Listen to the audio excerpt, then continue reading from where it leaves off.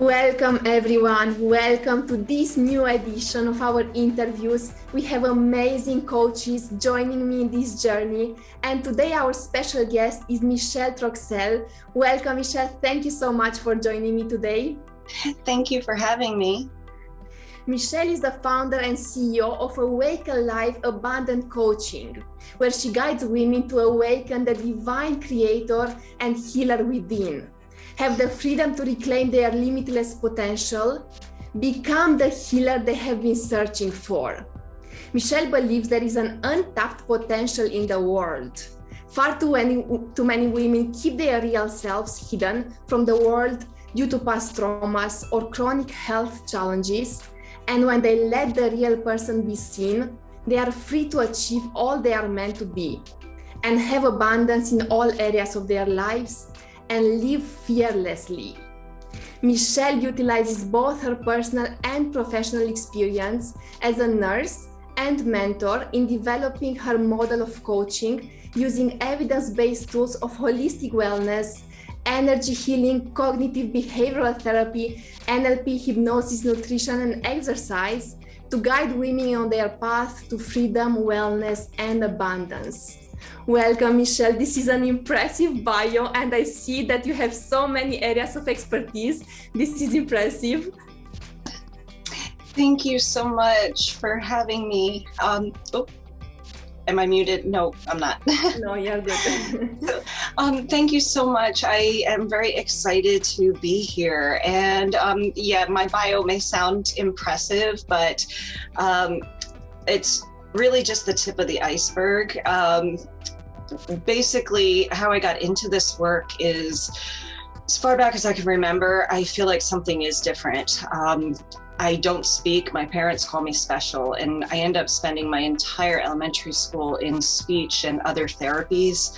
School was not a fun time. It's not long before teachers and kids pick up on the fact that I'm not quite the same. And, in school, everybody wants to be they want to fit you into these little boxes. And this led me to feel that, make the story within myself that there was something broken. And I may not have been speaking, but I had a whole world inside my mind, which was where I loved to be. And I was able to read. And when I realized I love to read and I love to study, maybe I could study my way out of this. So I start studying everything I can get my hands on. I would pretty much read anything that wasn't nailed down. And I start looking at how I could try to fit in, and I start observing, trying to mimic what I was seeing in other people. I would go from two extremes, saying nothing at all, wanting to be invisible, or blurting everything out real fast, and people didn't know what to do with it. So eventually I start to observe that some kids seem to have a lot of friends, and they seem to be in these groups, and what are they doing that's different? And then I realized it might be extracurricular activities. So maybe I could do that. And the extracurricular activities that I find are drugs and alcohol. Mm-hmm. And it did help me to get out of my shell a little bit. And I soon realized that kids my own age might not know what to do with me, but adults and older kids do. And that's where I gravitated towards, which led me down some really dark paths until one day I'm waking up and I don't know where I am. I don't know how long I've been there, and I don't even know my own name. My brain was fried. I realized how far gone I was. I just started praying, God, if you get me out of this, I will do anything. I don't know what I'm going to need to do, but I'll do anything. And eventually I did start to regain my senses, and I learned that I was more than 2,000 miles from my home. I was in a state mental hospital, and my family had long thought that I was dead. Took a lot of medication, a lot of therapy, and a lot of time until I was able to get it back together. And I was reunited with my family when I was 19, moved back home, went to nursing school, graduated with honors, got married, got pregnant, and then I almost lose my baby when my husband throws me against a kitchen counter. And all I knew is I could not let my child go through this. And I didn't know how I was going to do it, but I had to leave, so I did. Through this whole time, I'm always keeping parts of myself hidden because I can't let anyone see the real me, because I'm so different that no one would get me, which through the years led me to 2 failed marriages and superficial friendships at best. I always have to keep those parts of me hidden, and I don't even know who the real me is, because I decided I was leaving that me behind when I had left that other person, and I didn't realize that what I was doing was cutting myself off, and I really didn't know who I was.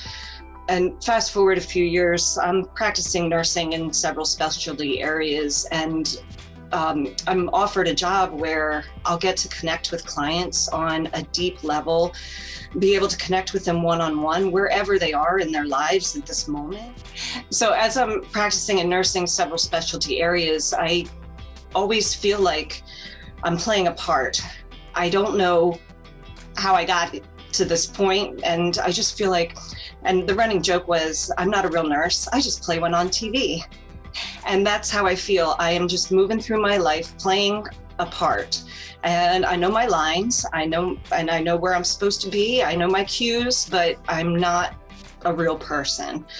And when I'm offered a job where I can connect with clients on a one-to-one level and be able to meet them wherever they are in their lives and help them to see that they are worthy of making whatever choices that they're choosing for themselves, this is where I'm like, this is why I was spared so many years before. And I feel like this is where I need to be. And then I start to panic, because how am I going to connect with them when I don't even know who I am?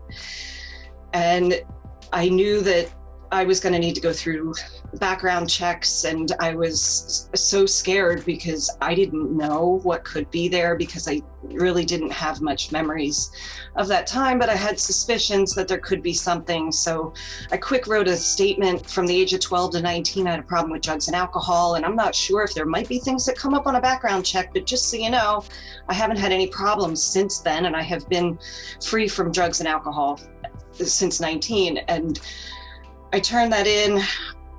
I didn't know what was going to happen, and I went into complete panic, and I went into a deep depression, and I started to spiral, and I didn't know what was going on, but I started to have flashbacks and nightmares and panic attacks, and I seriously thought that I had just thrown everything away, because what if something comes up on this background check? I'm going to lose my nursing license. I'm going to lose the respect of my friends and family, and I am completely like, I don't know what I'm doing. I think I'm losing my mind.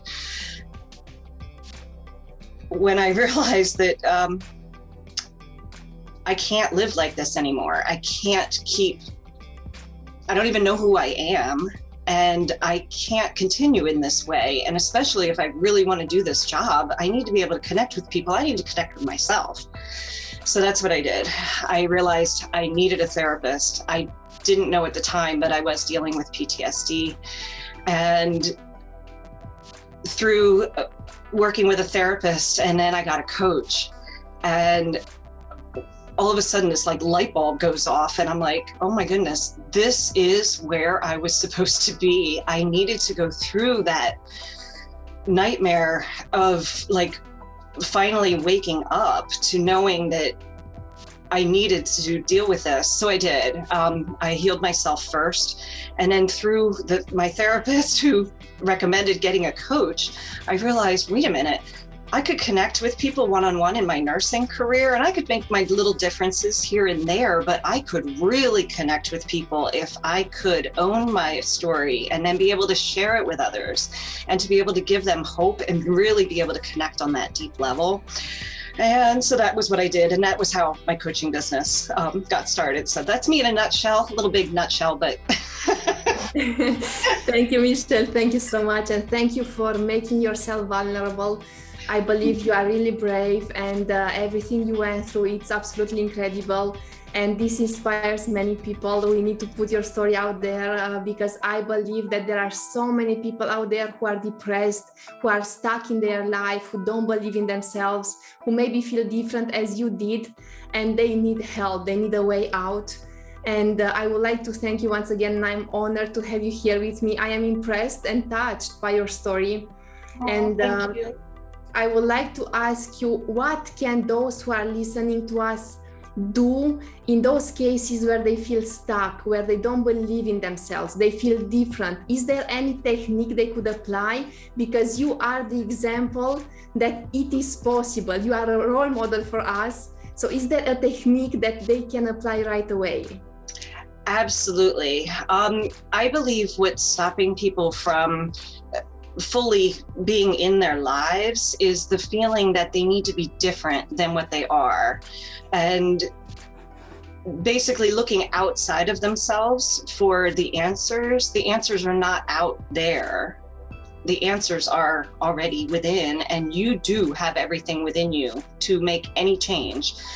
It basically comes down to belief in yourself, belief in what is possible, and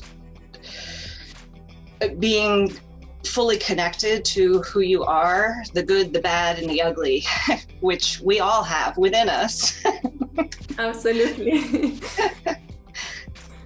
So something that has, the way that I have been helping my clients now is I've developed a formula, and it's 7 keys to be able to get out of your mind and really get back into your life. Is the first 3 of those are, all of the 7 keys are essential, but the first 3 people can begin to use today. And it's awareness, acceptance, and owning your BS. And by BS, most people think I mean one form of BS, but what I'm really meaning is your belief systems. And our belief systems can be that other form of BS. Most of them are, because many of us have been telling ourselves this one story, and that story is not really who we are. And we get to choose a new story when we are aware of what our stories are, and then we accept where we've been and how where we've been has shaped where we're at in this moment. And then we can choose new empowering beliefs. And that's where it, for me, it was like an eye-opener. I was like, wow, because we're human, we have this awareness. We all do, if we're breathing. And if we're not breathing, well, we're not human, and we don't really need to be there doing this. Absolutely. Thank you, Michelle. Thank you so much. Sure. This makes me think about the way we are living nowadays. We are chasing career, we are chasing money, we are chasing something else. And you mentioned that it is not out there. It is not outside ourselves, but is a work, an inner work with ourselves that has to happen first. Yes. How can people do that? Because it's really difficult, first of all, to identify that actually we are chasing something else. We are chasing careers or jobs or businesses because we think that we are going to achieve something great and we are going to feel better. And this doesn't happen. How can we solve this conflict? And how can we identify that is not that thing that is going to make me happy, but is something else inside myself? That has been probably the question from the beginning of time. But yes. I do believe we do already know what it is that will make us happy. And the most important thing that I can say is that being present in the present moment, reconnecting with our inner nature, our inner knowing, which we can do with just reconnecting with our breath, because each breath is only in this moment. The next breath is in the next moment, and then that will be that present moment. And this has just been the way that I've been able to, when I have someone who's like going through an anxiety episode, just bring it back to, hang on, I only have this breath, just this breath. And knowing that by looking outside of ourselves and trying to achieve or trying to be something different, we're missing out on this present moment, which is the true gift, because we really don't know what the next breath or what the next moment is going to bring. And what I've seen in my practice is many women, many people, but I really work with women, but many people, they think that they'll be happy when they get to that next level. And truthfully, if you're not happy in this present level, you will not be happy in that next level, because that comes from within. Absolutely. I fully agree with you. And this also makes me think about my journey, that I have actually done this. I was always trying to achieve something else, to become better and better, because I thought that this is going to make me happy, and it didn't happen. Absolutely not. And this is when I heard actually T. Harv Eker saying that if you are not happy today, you are not going to be happy tomorrow. It's a ritual that you need to build slowly, because if not, in the future, it's still going to be the same you with the same thoughts and the same limiting beliefs. Thank you so much, Michelle. Thank you for sharing welcome. with us. I would like to ask you next, how can women become more empowered? Because from your story and your experiences, you are unstoppable. You are someone who takes action no matter what's happening, whether you have fear, doubt. You moved on and you went through some painful experiences and you became powerful and an example for everyone. How can we do that? The best way that I have found is that we are tribal beings, and we don't do this in a vacuum. And the most important thing is, well, first we need to accept that we may need some guidance, and then connecting with a community of other people who are also growth minded has been huge in my life. And when I connected with a coach, I then connected with a mastermind group, and the community, by getting outside of ourselves, and it may sound like a contradiction, I'm saying don't look outside of yourself, but yet we do have to take ourselves sometimes out of that picture and realize that we grow when we do it as a community. And sometimes we're able to connect with something from ourselves when we see it in someone else. And the community to be able to help to lift up someone else, and in the same aspect, you then get past your own belief barrier when you can see this, that someone else is doing this, or you're able to guide someone else through their process. And I think recognizing that each person's process is unique, and it is a process, and it won't be done until there's no more breath. Yes, definitely. Thank you, Michelle. Oh, you're welcome.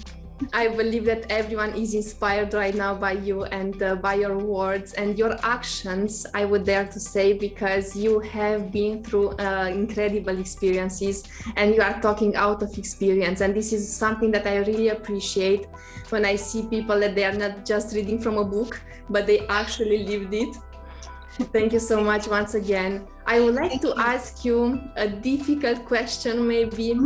What does it mean for you to be happy and fulfilled? How does Michelle look happy and fulfilled? Oh, that is a difficult question. How I define happiness is being comfortable with where I am right now in this present moment, and noticing the beauty around, the things that I can see and the things that I can feel, and knowing that we each have our little parts and we can't be everything to everyone, but to some people, we are their everything. And we are whole. And that's how becoming becoming whole, integrating all of those parts, and just being curious and playful as a child does, and just exploring everything. Like that to me is what excites me. That's what lights me up. And that's when I know I am happy, when I'm curious, when I'm creating, when I'm getting out in nature and just laying on the grass, I'm doing a cartwheel or a backflip if I am feeling moved. Thank you, Michelle. Thank you.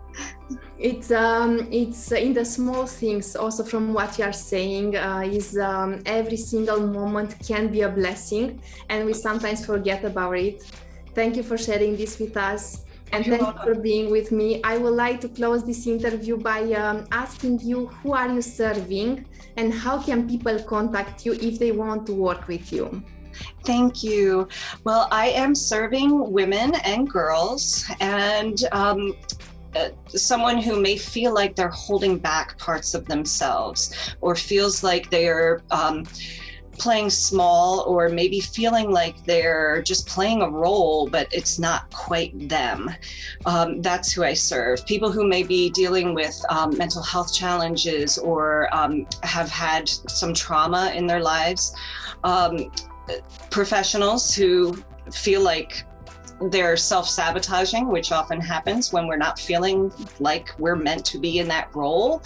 And how people can contact me is I have a link tree, and my links are on there, and that's that linktr.ee/Michelle Troxell.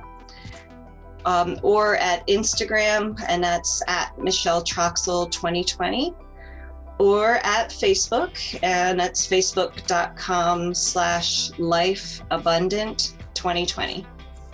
Thank you, Michelle. Don't stay in your own environment. Go out there and contact Michelle, because she's going to be there to help you to transform your life the way she did it. She's going to empower you to become your best. Don't wait for something else to happen. Take action and be the one you were meant to be. Thank you once again, Michelle, for being with me on this journey. I am honored to have you here, and I am blessed to have such amazing coaches joining me in this journey, and you are definitely one of them. Oh, thank you so much. This has been great, Diana. Thank you once again. For those of you listening to us, stay connected, because there is so much more to come. Business, mindset, personal development, happiness are all subjects you need to be aware of. Stay connected. Thank you.